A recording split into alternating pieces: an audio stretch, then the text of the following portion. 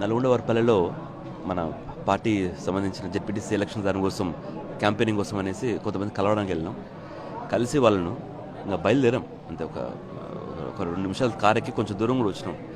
మళ్ళీ వేరే వాళ్ళు పిలిస్తే వాళ్ళని కలుద్దామని కారు దిగాము. మళ్ళీ సరే ఇంకా మళ్ళీ రేపు వస్తాంలే అనేసి మళ్ళీ కారు ఎక్కి జస్ట్ కారు ఎక్కి ఒక 10 సెకండ్స్ ఉంటుంది.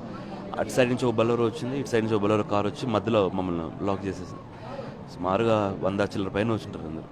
అందరూ కట్టెలు, రాడ్లు, కత్తులు అవన్నీ తీసుకొచ్చి రాళ్ళు, పెద్ద పెద్ద రాళ్ళన్నీ బండిపైన అంతా వేసేసి పెట్రోల్ తీసుకొచ్చి బండిపైన వేసేసి చుట్టంతా రౌండప్ చేశారు.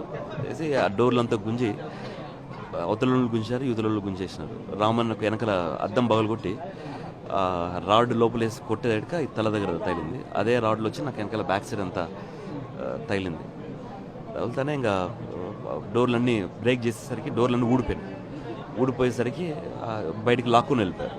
అంటే మా పిఎస్ఓని నన్ను తీసుకుని వచ్చి లోపల కారు వచ్చి ఎదురుగా ఫాస్ట్గా వేరే కారును దాన్ని కొట్టుకుంటా మేము అట్లా అంతా టీడీపీ సంబంధించిన నాయకులు, బీటెక్ రవికి సంబంధించిన బంధువులు అంతా మొత్తం నా బండి మీద అంతా పెట్రోల్ అంతా పోసేసినారు.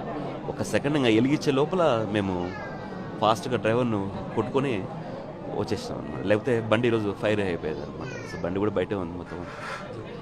అన్న ఇప్పుడు ట్రీట్మెంట్ కోసం, స్కానింగ్ కోసం తీసుకున్నారు. సో అన్నకు బాధ అయిన దెబ్బలు. అన్న ఇట్లా బయట గుంజుకొని వెళ్ళిపోయారు. అప్పుడు నేను ఇట్లా గుంజుకొని వస్తే కారులో తీసుకొచ్చి నన్ను ఇట్లా సైడ్ అయిపోయింది. ఒక చిన్న జెడ్పీటీసీ ఎలక్షన్ కోసం ఇంత చేస్తున్నారు అని అంటే ఏంటి వాళ్ళ టార్గెట్ ఏమనుకుంటున్నారు? ఇంకా మనకందరికీ తెలిసిందే వైఎస్ఆర్సీపీ ఎంత స్ట్రాంగ్ ఉంది ఇక్కడ. పులివెందుల గడ్డ అంటే వైఎస్ఆర్ గడ్డ అడ్డ అది. సో వాళ్ళు గెలవలేక, చెప్పిన హామీలు తీర్చలేక ఏదో ఒక దౌర్జన్యం చేస్తే ప్రజలు భయపడతారు. భయపడిచ్చే ఎలక్షన్ మేము ఫస్ట్ నుంచి చెప్పేది ఇదే. ఫ్రీ ఎలక్షన్ జరిగితే భారీ మెజార్టీ మేము గెలుస్తాం. ఇట్లా జరిగితేనే వీళ్ళకి.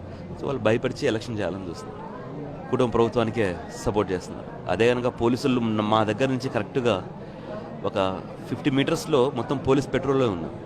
మేము ఫాస్ట్గా వచ్చి ఆడ కొడుతున్నారని మా బండ్లు చూసి అప్పుడు వాళ్ళు పోలీసులు పరిగెత్తారు. అప్పుడే నాకు అర్థమైంది ఇంకా ఏమీ ఇక్కడ కరెక్ట్ 50 మీటర్స్ మాకు ఇన్సిడెంట్ జరిగే దగ్గరికి, ఆ పోలీసులు ఉండే దగ్గరికి 50 మీటర్స్ మేము కార్లో ఫాస్ట్గా వస్తే అప్పుడు పోలీసులు పరిగెత్తుకుంటూ పోయారు. అది పోలీసులు చేసిన పరిస్థితి.